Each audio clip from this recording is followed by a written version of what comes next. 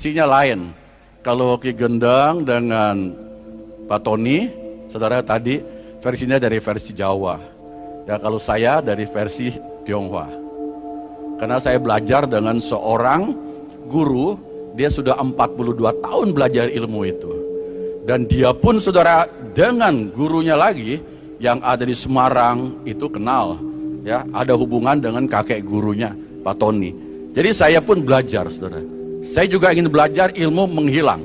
Cuman bacaannya pakai bacaan ejaannya ejaan Hokkien.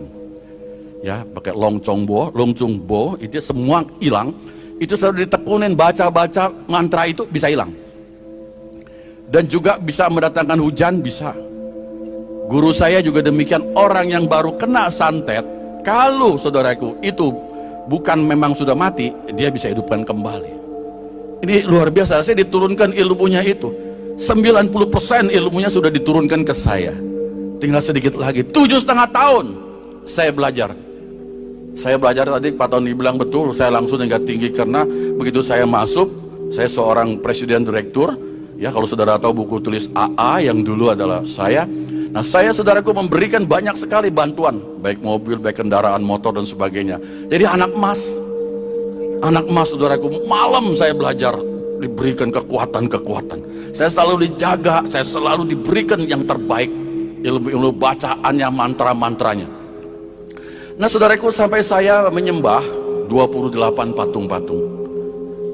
Penyembahan saya 5 kali 10, parpet merah tebal. Saudaraku, itu patung-patung mini saya sembah, dan setiap patung saudara itu ada bacaannya. Dalam tahun kelima, saudara tahu apa yang terjadi? Saya punya penglihatan. Saudara, kalau saya sembah siapa, datang rohnya. Ini roh, saudara, kalau kita panggil dia datang. Roh di mana saja dia ada. Saya sampai keliling dunia, saudara, keliling Asia maksudnya. Sampai saya belajar juga di Bangkok, di Taiwan, di Filipina. Itu ilmu-ilmu yang begitu.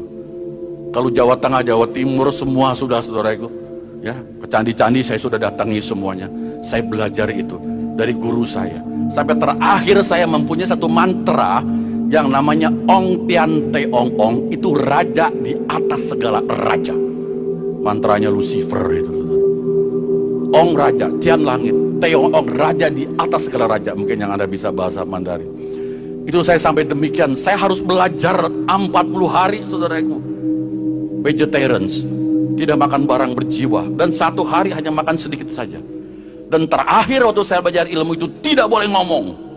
Saudara, tidak boleh ngomong, lebih susah dari nggak boleh makan.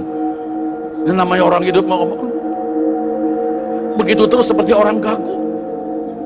Saudaraku, begitu saya lulus, saudaraku, ini penglihatan luar biasa. Saya bisa melihat sampai orang ada berapa duit di bajunya itu, tanah saya tahu. Saudara, ilmu pelamar nasib itu bohong.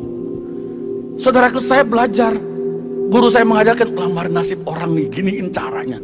Saudaraku, yang saya belajarin, saya bisa berbicara dengan roh orang lain. Bagaimana caranya, saudara? Karena manusia punya roh, binatang tidak punya roh.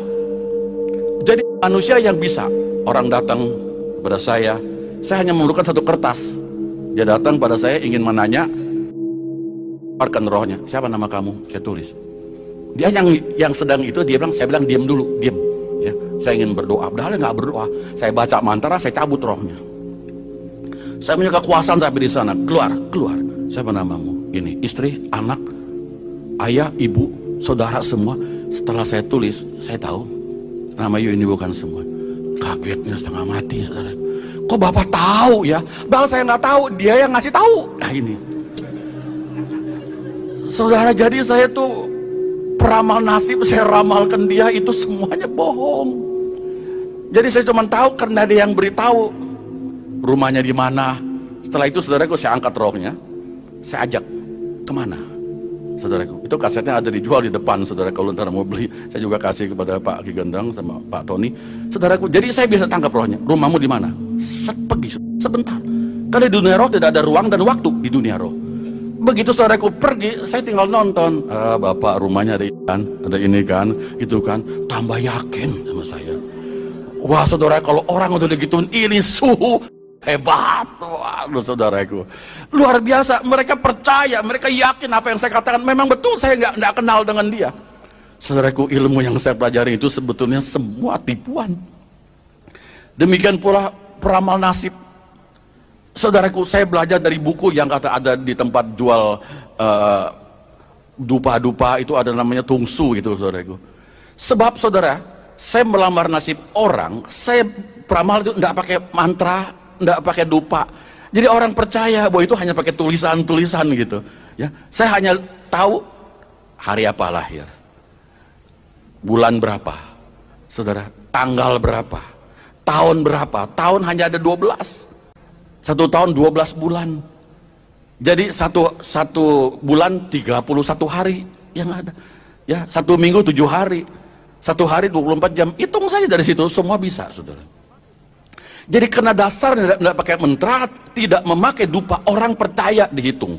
Saya bikin nasib orang. Kemudian waktu saya sudah bikin beberapa nasib orang, saya bingung sendiri. Saya tanya guru saya, Suhu, kalau orang yang di kapal terbang, itu kapal terbang yang meleduk, rame-rame 200 orang mati, apakah hari lahirnya sama, sialnya sama? Guru saya bilang, dia juga nggak tahu. Pokoknya begitu aja, ikutin yang udah dipelajari. Kamu banyak nanya-nanya, bukan bernanya, saya juga bingung. Saudara, apa hari sialnya semua sama? Orang dari negara-negara lain, dia juga nggak tahu, saya juga bingung, saudara. Apalagi kalau orang Tionghoa, saudaraku, pindahin kuburan, paling takut. Saya pernah, karena saya, saudaraku, tidak cari uang dulu. Saudaraku, saya ada satu ibu mengatakan kuburan suaminya mau dipindahin. Saya baca di bukunya, waduh cilaka ini, Bu. Anaknya 8, lelaki 6, perempuan 2. Saudara, saya katakan, ibu, anaknya harus datang. Saya sudah lihat kuburannya, harus datang. Kenapa, Pak? Ini ada yang sial nanti anaknya. Dipanggil saudaraku, datang dari luar negeri, datang semua. Kalau perkara nanti bakal sial, takut semuanya, heran. Datang saudaraku, nggak mau sial. Kalau ada yang sial nanti pada mati, keluarga nggak beres, jangan salahin saya. Datang saudaraku. Datang sudah di kuburannya, saya lihat, waduh cilaka. Saya katakan dulu, kalau saya ngadep ke timur, nomor 2 bakal bangkrut. Anak yang nomor 2, tinggalnya saudaraku di Kanada. Dia bakal bangkrut habis-habisan.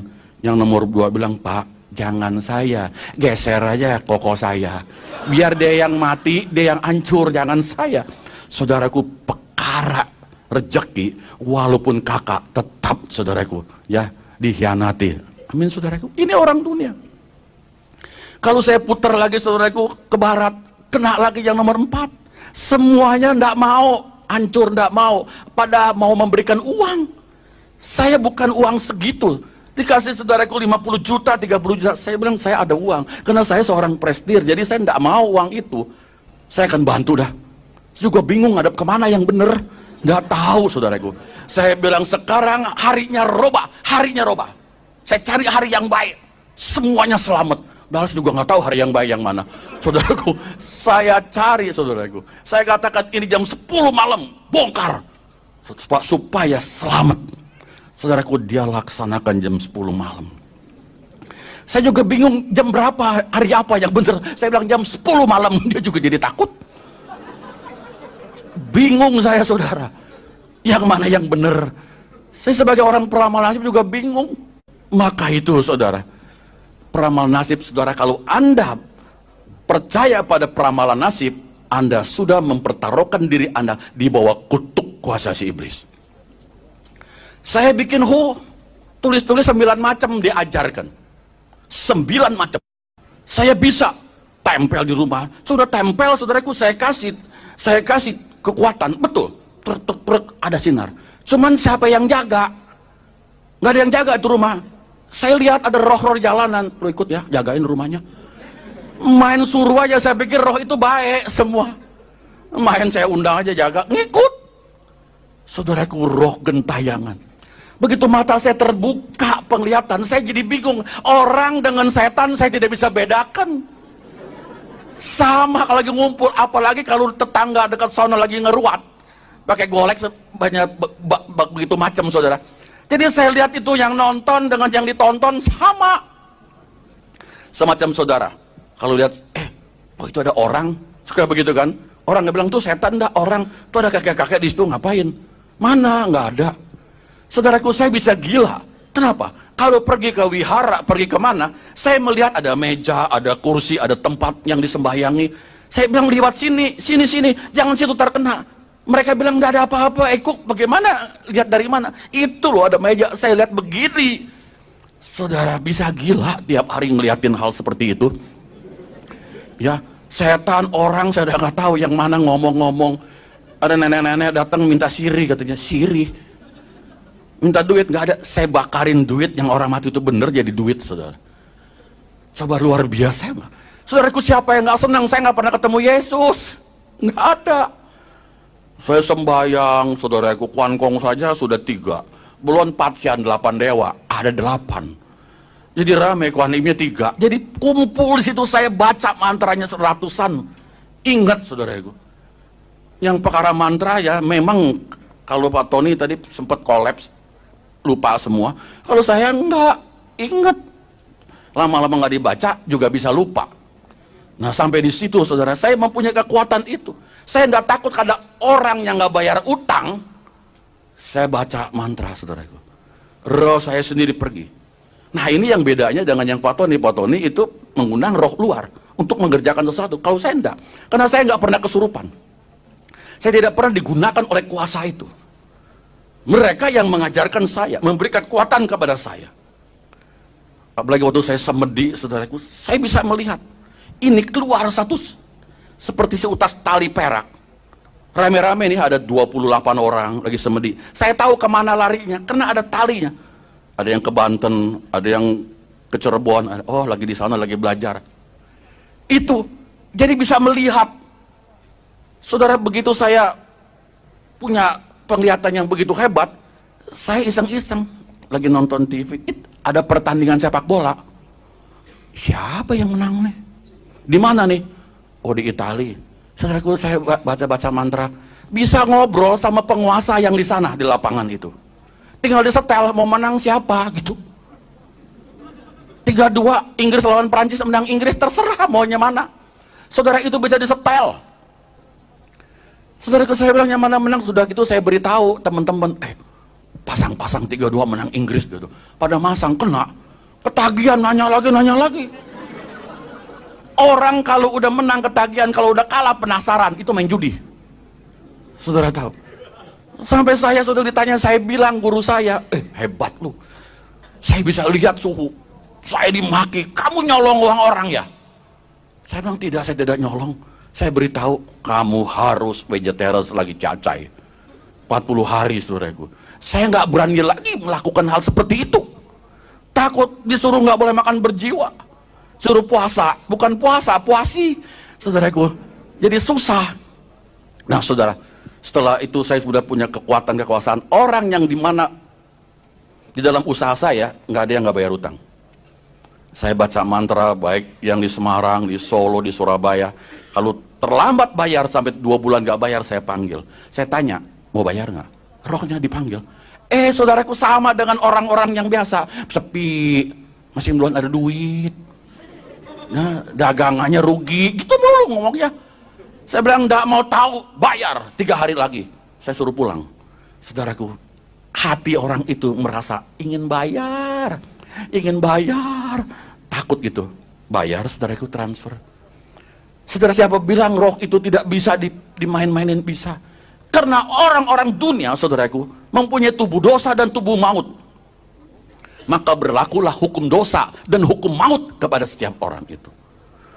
Nah, saudara, saya pikir saya sudah hebat. Saudara tahu kalau orang Tionghoa itu sembahyang meja, saudaraku, yang pakai tebu, itu kalau saudara lihat itu tebu naik ke langit, saudara. Saya lihat, waduh, luar biasa. Lagi mau sincia, begitu ya, katanya tepekong turun, tepekong naik, itu langit terbuka. Saudara nonton, waduh, ribuan dewa-dewa. Siapa yang nggak seneng? Waduh, enak ya ngelihatnya. Ngelihat ada 4 orang yang bisa lihat saya, Ibu Vera, mama saya, dan 1 Ibu Sri. Bisa melihat, waduh, lihat tuh. Bisa naik, saudaraku, itu roh-roh di udara. Alkitab mengatakan, ya, Efesus 6 itu, penghulu-penghulu, penguasa-penguasa. Saudaraku, siapa yang tidak senang bisa demikian? Jadi saudaraku, saya anggap saya ini punya ilmu hebat. Saya bisa tahu, saya tantangin orang ribut. Kalau saya pergi ke puncak, roh-roh di situ saya tantangin. Kalau nggak ribut, nggak betah gitu. Pengen tahu siapa yang lebih kuat. Waktu ke Bali, saudaraku, guru saya sendiri mau kabur. Itu Bali, saudaraku. Ada satu yang kuat begitu itu waktu guru saya sampai takut. Disergap. Baru datang sudah disergap. Akhirnya cari perdamaian. Dikasih bendera kecil. Taruh di depan mobil ditancap. Nggak kelihatan benderanya. Itu yang lain lihat, langsung pergi. Langsung pergi. Heran saudara. Ya. Gareng ketemu. Petruk nggak ada. Semar ada. Saya ketemu saudaraku. Sun Gokong ada tuh, heran. Yang siluman monyet itu ada, saudaraku. Itu dewa laut yang namanya Hai Leong Ong ada. Luar biasa, semua sisi dunia ini di mana tahu. Saudaraku, saya diangkat anak kepada dewa neraka. Waduh, kalau udah mati pasti masuk neraka itu waktu jaga pintu neraka. Dijaga saudaraku, Teh Chong Ong namanya. Saya diangkat, saya panggil dia Tia-Tia, panggil dia seperti ayah saudaraku. Saudara Anda baru dikuepang situ sini nggak jadi masalah. Saya dikuepang raja neraka, bagaimana? Itu penglihatan dewa-dewa ini versi Tionghoa saudaraku. Ya, kalau Pak Daud dengan Ki Gendang lain lagi. Nah saudara, satu hari saya pikir saya udah hebat. Saya udah punya kekuasaan. Saya pergi ke rumah kakak seperguruan saya. Di situ ada hamba Tuhan. Lagi nginjilin dia. Nginjilin. Saya lihat siapa? Kristen. Saya kalau Kristen 2 liar, saudara. Rese. Saya udah nggak mau. Dia ada Kristen, saya udah rese duluan. Saya bilang, apa sih? Saudaraku, saya pergi ke ruang makan lagi baca-baca koran gitu. Ini hamba Tuhan, belum pendeta. Dia datang.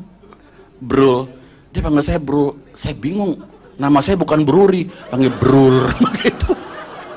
Apa nih Brul? Oh, panggil saya Eku Pak, Eku. Saya bilang, sudah, ya, you punya kakak seperguruan mau bertobat. Cobalah, you, katanya bertobat. Bertobat? Emangnya saya maling?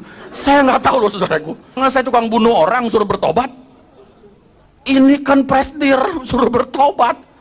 Bapak siapa sih?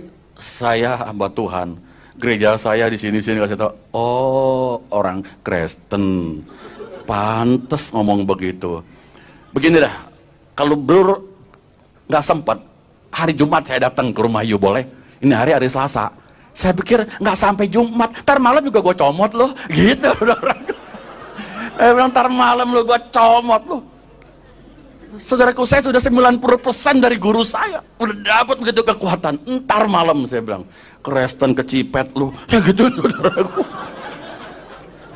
Kekinya setengah mati. Dia bilang saya harus bertobat. Saya bilang guru saya, lah kecil Kristen, saudaraku. Kecil katanya. Ntar Eku, beliin. Saya beliin toples, saudaraku. Saya pikir saya comot roknya, saya masukin ke toples, saya tutup, saya segel. Nah, linglung dia. Linglung saudaraku, dia bisa bingung sendiri. Saudara, udah saya beli. Biasanya saya nangkepi orang cuman 25%, kekuatan sudah cukup. Sudah mulai.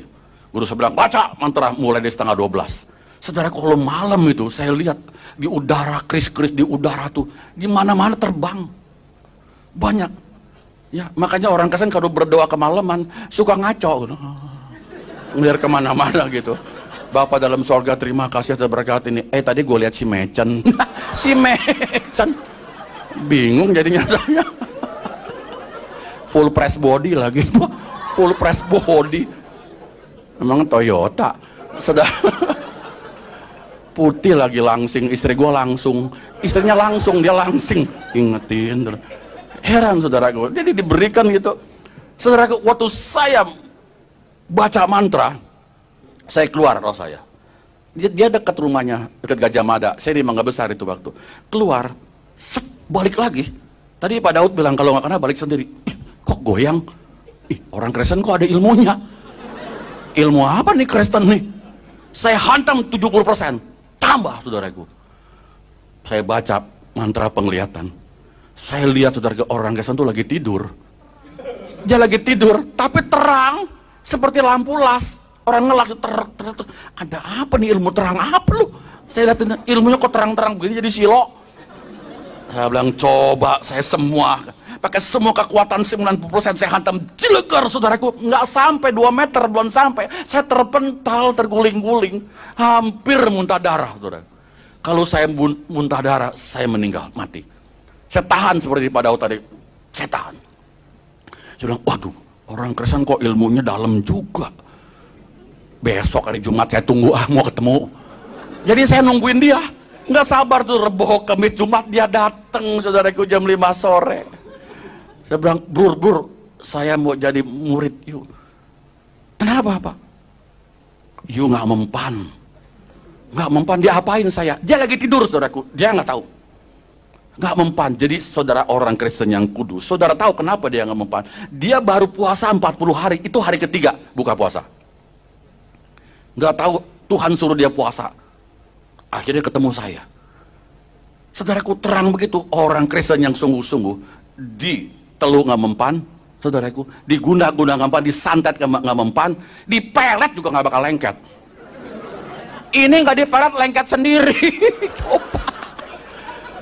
Begitu ngeliat si Noncia, udah, aduh. Itu si Noncia, luar biasa putihnya. Istri gue rada hitam lagi. Saudara, ke orang hitam manis loh. Tapi kalau udah tua tinggal hitamnya doang, manisnya hilang. Maaf yang hitam, saya bukan nyindir, cuma nyinggung. Ini loh. Kata orang. Nah saudara, dia injilin saya, dia injilin. Saya ngerokok 2 bungkus, saya tiupin. Saudara tahu, dari jam 5 sampai jam 11 malam gak mau pulang. Saya tanya, Bapak gurunya siapa? Dia bilang apa? Yesus. Pak, anak saya tuh sekolah Katolik, punya kitab Yesus cuman ada di buku. Saya bilang, enggak ada Pak, enggak ada. Ilmu saya nggak pernah lihat, saya punya penglihatan nggak pernah lihat Yesus. Bapak ada bilang Yesus lagi. Saudaraku, dia bilang, iya, saya belajar gini terus, saya diinjili, saya nggak percaya. Mama saya bingung, saudara. Kenapa nih orang masih belum naik ke atas? Kita tinggal di lantai 3, mama saya dari atas. Udah malam, masih tuh pendeta nggak mau pulang juga, saudaraku, udah malam. Gitu. Dia lagi terus injilin saya, dia ngomong, saya udah ngantuk, belum mandi, belum makan. Ini orang gila ini, terus-terusan. Saya nggak berani usir, sebab ilmunya saya kalah. Usir ntar lebih gue dibikinin lagi. Saya cuma begitu takutnya, saudaraku. Udah kalah ntar balikin saya, mau saya jadi apa nanti? Ya, ditiup jadi kelinci kan berabe. Atau ini jadi burung perkutut. Nah saudara, saya juga kebingungan. Saya biarkan saja, akhirnya Pak, udah malam Pak. Dia pulang, nanti ya saya balik lagi. Saudaraku 3 hari balik lagi, aduh dia lagi. Saya bilang datang lagi. Seminggu 3 kali 1 sendok teh, datang lagi. Saya sudah rasanya kesel sangat mati, saudaraku. Bapak mau apa sih? Datang yang keempat kali, dia bilang, Baikku, saya lihat Anda di mimbar lagi khotbah jadi pendeta. Hah? Jadi pendeta? Ini pendusta. Jadi pendeta. Pendusta jadi pendeta? Apa iya? Saya lihat Bapak lagi khotbah di gereja. Jangan ngomong gitu dah, saya nggak mau. Saya ketemu orang ngomong begitu ketakutan, saudara. Jangan kata segini banyaknya, 20 orang. Susah, itu muka seperti kepiting direbus. Bingung, takut, saudara. Saya takutnya bukan main. Kemudian saudaraku, dia terus datang, dia injili saya. Saya mulai, saudara. Dikasih Alkitab, ya. Ini Alkitabnya udah ketiga, yang itu udah pada robek. Sebab tiap hari dibaca. Kalau Anda Alkitabnya lama robeknya, coba dah. Jarang dibaca sih. Ini yang ketiga, saudara, Alkitab saya. Tiap hari dibuka, dibaca, robek, saudara. udah kotor, dekil and the kumel lagi. Itu bukan main. Sudah saudaraku, saya dikasih Alkitab, saya baca-baca. Saya lihat Samson. Jadi Samson dorong rumah. Saya pikir gitu. Punya kekuatan saudara. Saya bilang, Pak, saya mau jadi Samson. Jangan, ntar buta lu katanya. Dikasih begitu Samson kan buta matanya. Ya saudara. Nah saudaraku, begitu saya baca-baca. Kok Yesus aneh ini. Bisa jalan di atas air. Orang buta jadi melek. Orang mati lagi bisa dibangkitkan. Ilmu saya nggak ada ini. Bisa hidupin orang mati. Luar biasa. Kasih makan 5.000 orang. Ya 5.000 orang. 5 orang juga susah. Ini 5.000 orang. Saya tanya sama pendeta itu, saudaraku, dia jelasin kekuatan kekuasaan. Wah, ini kok lebih hebat ya dari ilmu yang saya pelajari. Saya katakan, Pak, kalau mau jadi terima Yesus jadi anak Tuhan tuh harus puasanya berapa lama? Saya kan biasa saudaraku, puasa mutih gitu-gituan diajari. Oh enggak, sekarang saja. Sekarang ngapain? Terima Yesus. Sekarang terima. Dikasih tahu kalau engkau menerima Yesus, engkau diberi kuasa menjadi anak Allah. Wah, punya kuasa anak Allah. Anak setan sudah demen, apalagi anak Allah. Ini anak Allah nih. Wah, bener Pak, anak Allah. Tuh baca tuh, barang siapa menerimanya diberi kuasa menjadi anak Allah. Saya mau anak Allah. Allah yang saya sembah, saya belum pernah lihat, saya belum pernah tahu. Saudara, dia kasih jelas pencipta langit dan bumi dan sebagainya. Semua saudaraku. Wah iya, oke, baikku sekarang terima, ikuti saya. Disuruh ikutin Tuhan Yesus saya terima, Tuhan Yesus menjadi Tuhan dan Juru Selamat saya terima gitu, saya ikutin. Setelah akhir ditumpang tangan, dalam nama Yesus segala kuasa kegelapan, roh setan, roh iblis, roh segala patung aku usir, dalam nama Yesus, tumpang tangan. Saya berontak, wow, begitu ini saudaraku muntah-muntah keluar. Saudara tahu, saya ingin diri, ini roh patung beratusan dalam diri saya, mantra yang saya baca ratusan. Saudaraku, saya ingin berontak, nggak bisa saudaraku. Biasa kalau orang kesurupan, saudaraku, di mana pembangunan rumah, pas kesurupan dipegang, das, 10 orang terpental. Tapi ini saudaraku, tangan satu begitu, saya nggak bisa bergeming. Saya baru tahu Alkitab mengatakan roh yang di dalam kamu lebih besar dari roh yang dalam dunia. Amin saudara. Luar biasa dipegang begitu. Nggak bergeming saya, sampai saya nggak bisa. Setelah kurang lebih 7 menit, saya manifestasi. Saya rasa baru damai itu hati. Saya merasakan damai. Sama juga dunia saya yang punya. Yang lain Anda kontrak semua. Saudara, saya rasa, waduh, begitu damai di hati saudara.